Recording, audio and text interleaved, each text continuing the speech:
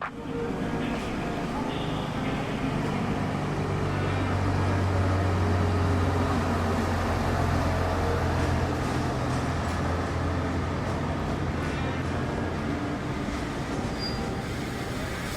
wedi dod o'r class 37 mewn i'r rhedeg o Caerdydd a Rhymni. Y reswm am ni yw delio gyda'r amser yn y bore a'r amser yn y nos i gan fwy o le i'r cwsmeriaid, i trafeili nôl ymlaen. Mae'r class 37 yn weddol hen, ond mae wedi dod â diddordeb o'r reina sy'n dilyn trenau, ond yn y dyfodol wrth gwrs bydd wedi dod â trenau newydd mewn i'r rhedeg ar y llinell. I'm a regular commuter, and the fact that Transport for Wales have brought in more carriages has made my commute a lot more comfortable.